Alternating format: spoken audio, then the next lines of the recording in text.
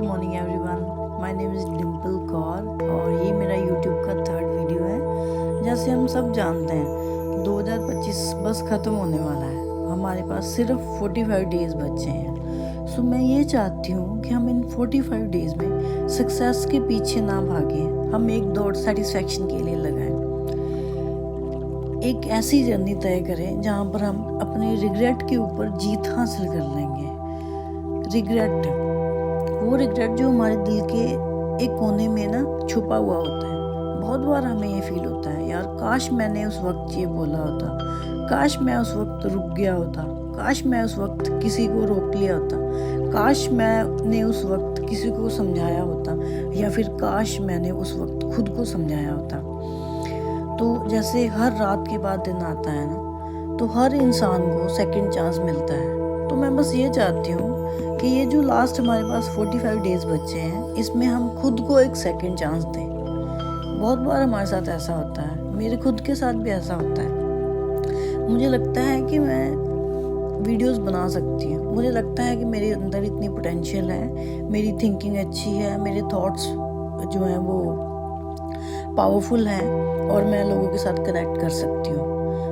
वो जो मोमेंट होता है ना, तब मैं अपने आप को ब्लेस्ड फील करती हूँ। मुझे ऐसा लगता है वो भगवान, वो यूनिवर्सल पावर खुद मेरे साथ है, जो मुझे बोल रही है कि यू कैन डू इट। लेकिन फिर ना दिल से एक आवाज़ आती है कि यू कैन डू इट, और वहीं पे दिमाग बोलता है व्हाट इफ़ यू कांट, क्या होगा अगर तुम नहीं कर पाई तो वो जो मोमेंट होता है ना, वो एक्चुअल में हम सब की लाइफ में आता है। वहाँ पे जो यूनिवर्सल पावर है ना, वो हमें टेस्ट ले रही होती है। हमारे अंदर की रोशनी तब तक नहीं चमकती है जब तक हम अंधेरे से नहीं गुजरते।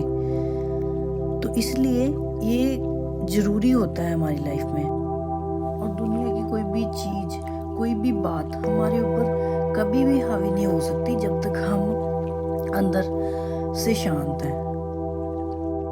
हम अंदर से शांत तभी हो सकते हैं जब हम अननेसेसरी चीज़ों के ऊपर ध्यान नहीं देंगे, जब हमारा ध्यान हमारी सेटिस्फैक्शन के ऊपर होगा। एक चीज़ कभी भी आपने नोट करी है, जब हम गुरुद्वारे जाते हैं या फिर मंदिर जाते हैं, तो वो जो प्रसाद की क्वांटिटी देते हैं वो कितनी होती है? वो इतनी होती है कि हम सबको बांट दें और खुद भी खा लें? नहीं होती ना। लेकिन उसमें ऐसी वाइब होती है, ऐसी वाइब्रेशन होती है कि वो जितनी भी क्वांटिटी देते हैं ना, हम खुद भी खा लेते हैं, हम घर पे भी ले आते हैं, हमारे घर में जितने मेंबर होते हैं हम सबको दे देते हैं। उसके बाद जो बीमार है ना, हमें स्पेशली हम उनको भी देते हैं कि वो ठीक हो। तो ये वाइब्रेशन होती है। हमें पता है कि वो जो चीज़ है ना, वो जो प्रसाद है वो प्योर है, वो ऐसी जगह से आया है, उसकी वाइब्रेशन ऐसी है। तो उसी तरह हमें खुद की वाइब्रेशन भी ऐसी करनी पड़ेगी। सबसे बड़ी बात पता है कि आज की डेट में लोनलीनेस, लोग अकेला फील करते हैं। हमारा आज का टॉपिक पता है क्या है? Power of being alone. तो जब हम अकेले रह जाते हैं ना कभी अपनी लाइफ में, हम अकेलापन फील कर रहे हैं, तो वो ज़रूरी नहीं है कि हमें वो तोड़ने के लिए अकेलापन आया। एक बात को हमेशा याद रखो, खुद के ऊपर ध्यान दो, खुद को बहुत ज़्यादा सोचने से रोको। और अगर हम इस चीज़ को नहीं कर पा रहे हैं ना, तो हम कॉपी पेन उठाएंगे और लिखना शुरू करो। 2 कॉलम बनाओ और एक साइड पे लिखो अपने सारे थॉट्स को, जो भी आप सोच रहे हो। उसमें आपको ओवर थिंकिंग लग रही है, उसमें आपको फ्यूचर को लेकर टेंशन लग रही है, सेल्फ डाउट्स आ रहे हैं, जो भी आपके माइंड में आ रहा है सब कुछ नोट डाउन कर लो। उसके बाद उसको 2 कॉलम में डिवाइड करो। एक साइड आप वो लिखोगे जो आपके हाथ में है, जो आप कर सकते हो बदलाव। फॉर एग्जांपल, आपको लगता है कि मेरे को अपनी जॉब में अगर आगे बढ़ना है, इंक्रीमेंट करना है, तो मेरे को अपनी स्किल्स के ऊपर काम करना पड़ेगा। उसको आप टिक करोगे, आप वो कर सकते हो।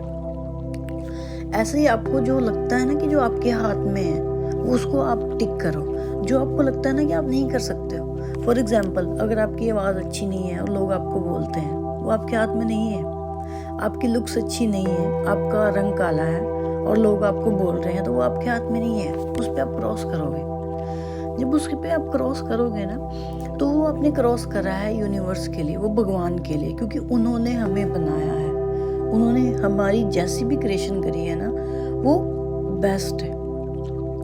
जो भगवान बनाते हैं उससे अच्छा कुछ हो ही नहीं सकता। तो हमें किसने क्रिएट करा है? भगवान ने, और हमसे अच्छा कुछ नहीं हो सकता। जहाँ पर आप हो ना वहाँ पर आप ही होना डिजर्व करते हो।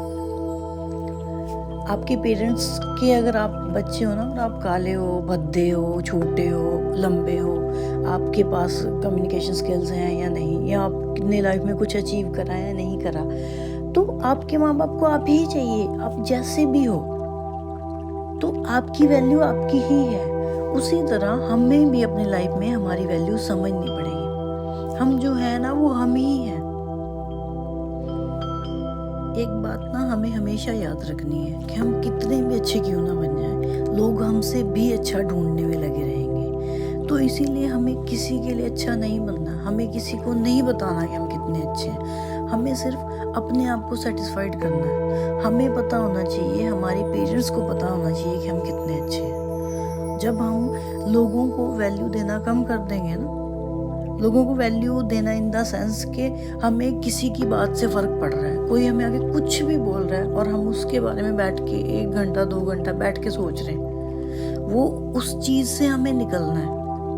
उसी को कहते हैं पीस ऑफ माइंड। ऐसा एक स्ट्रॉन्ग माइंड जिसके ऊपर कोई फ़र्क नहीं पड़ रहा, असर नहीं हो रहा है। कोई उसको गलत कह रहा है उसके ऊपर तो भी असर नहीं हो रहा, कोई उसको बहुत अच्छा आके कह रहा है उसके ऊपर तो भी असर नहीं हो रहा।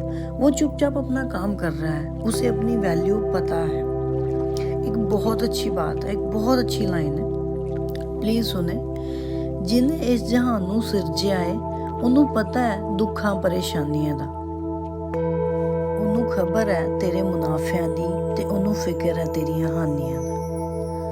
कहने का मतलब ये है कि जिस भगवान ने, जिस सुप्रीम पावर ने, जिन भी भगवान को हम मानते हैं, उन्होंने इस यूनिवर्स को, इस संसार को बनाया है ना, तो उनको सबका पता है। उनको हमारे दुखों का भी पता है, हमें हमारी परेशानियों का भी पता है, हमें कहाँ पर फ़ायदा हो रहा है, कहाँ पर नुकसान हो रहा है, उन्हें सब पता है।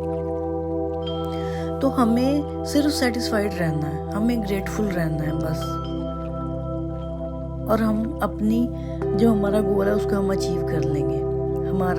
हम रिग्रेट को छोड़ के सेटिस्फाइड पर्सन बन जाएंगे। सो आई होप आपको ये वीडियो अच्छी लगी हो।